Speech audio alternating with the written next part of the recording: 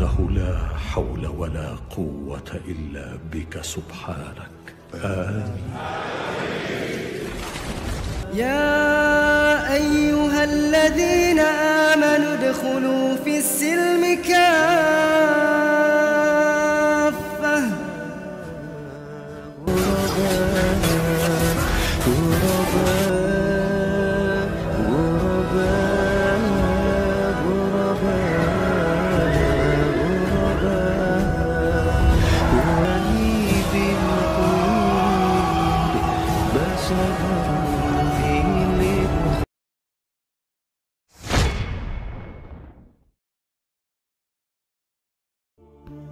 Assalamualaikum warahmatullahi wabarakatuh.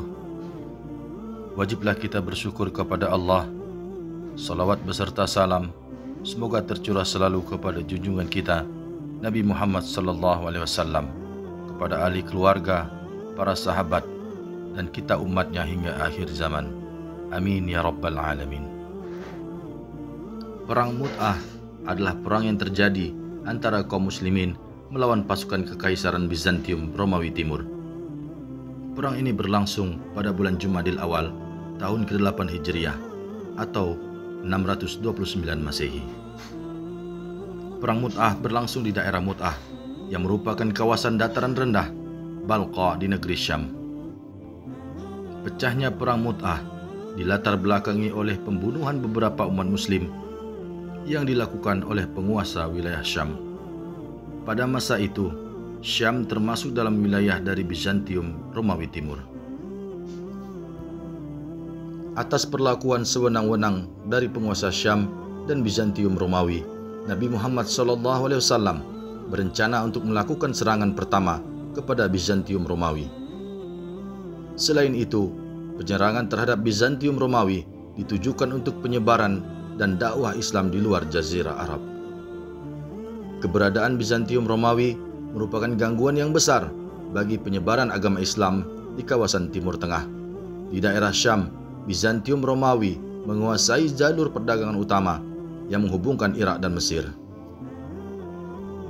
Pasukan ini merupakan pasukan terbesar yang pernah dikirim oleh Nabi Muhammad SAW dalam peperangan. Mendengar kabar tersebut, Kekaisaran Bizantium Romawi lalu mengerahkan pasukan yang besar untuk menaklukkan negeri Syam. Heraklius sebagai kaisar tertinggi Bizantium Romawi menanggapi hal tersebut dengan serius dengan menyiapkan sebesar 200.000 pasukan. Pasukan tersebut terdiri dari 100.000 tentara Bizantium Romawi dan 100.000 dari kaum musyrik Arab. Melihat besarnya pasukan Bizantium Romawi, pasukan muslim tidak gentar sama sekali. Mereka mulai menyerang pasukan Bizantium pada tanggal 5 Jumadil Awal tahun ke-8 Hijriah. Pertempuran antara Bizantium Romawi dan pasukan muslim berlangsung sangat sengit. Pasukan muslim yang berjumlah jauh lebih sedikit mampu membuat kewalahan pasukan Bizantium Romawi. Sebelumnya, Rasulullah SAW telah menunjuk 3 orang sahabat sekaligus untuk mengemban amanah komandan secara bergantian bila komandan sebelumnya gugur dalam tugas di medan peperangan hingga mengakibatkan tidak dapat meneruskan kepemimpinan. Sebuah keputusan yang belum pernah ia lakukan sebelumnya. Mereka itu adalah Ja'far bin Abi Talib, Zaid bin Harithah, dan Abdullah bin Rawahah. Singkatnya, pasukan Islam yang berjumlah 3.000 personel diberangkatkan. Ketika mereka sampai di medan perang, terdengar berita bahwa Heraklius mempersiapkan 100.000 pasukan. Selain itu, kaum Nasrani dari beberapa suku Arab pun telah siap dengan jumlah yang sama. Mendengar kabar yang demikian, sebagian sahabat radhiyallahu anhum mengusulkan supaya meminta bantuan pasukan kepada Rasulullah SAW. Ialah Abdullah bin Rawahah radhiyallahu anhu lantas mengobarkan semangat juang para sahabat.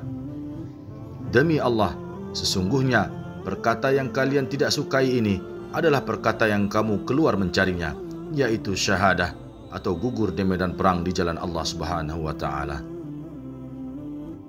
Kita itu tidak berjuang karena jumlah pasukan atau kekuatan. Kita berjuang untuk agama ini. Ya Allah Subhanahu wa Ta'ala telah memuliakan kita dengannya. Bergeraklah, hanya ada salah satu dari 2 kebaikan, yaitu kemenangan atau gugur sebagai syahid di medan perang. Lalu semua sahabat menanggapinya dengan berkata, "Demi Allah, Ibnu Rawahah telah berkata benar." Zaid bin Harisah, panglima perang pertama yang ditunjuk Rasulullah SAW, kemudian maju membawa pasukan ke wilayah Mut'ah. Dua pasukan berhadapan dengan sengit. Komandan pertama ini menebasi anak panah pasukan musuh sampai akhirnya tewas terbunuh di jalan Allah Subhanahu wa taala. Lalu bendera pun beralih ke tangan Ja'far bin Abi Thalib radhiyallahu anhu, sepupu Rasulullah sallallahu alaihi wasallam. Komandan kedua ini pun berperang dengan gagah perkasa, dengan berani tanpa sadar tangan kanannya terputus. Lalu bendera dia pegangi dengan tangan kiri dan akhirnya tangan kirinya pun putus oleh musuh. Dalam kondisi demikian, semangat dia tak mengenal surut. Tetap berusaha mempertahankan bendera dengan cara memeluknya sampai dia gugur oleh senjata lawan sebagai syahid di jalan Allah.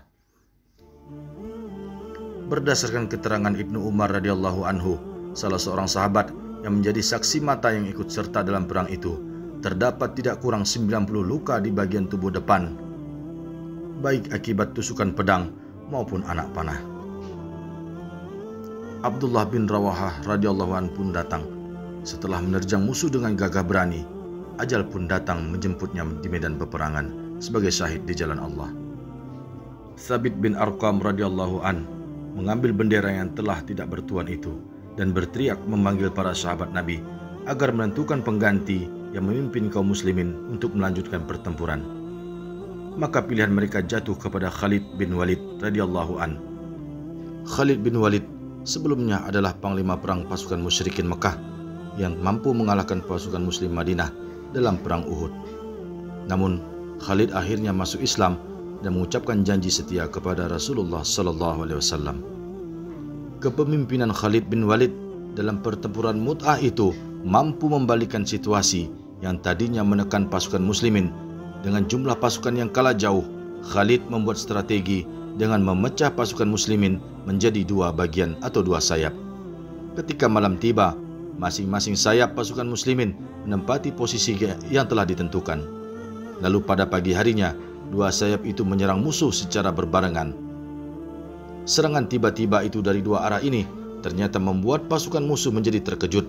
Mereka mengira bahwa pasukan kaum muslimin telah mendapat tambahan pasukan. Sebelum mereka menyadari apa yang sebenarnya terjadi, pasukan muslimin telah berhasil menghancurkan dan memukul mundur pasukan musuh.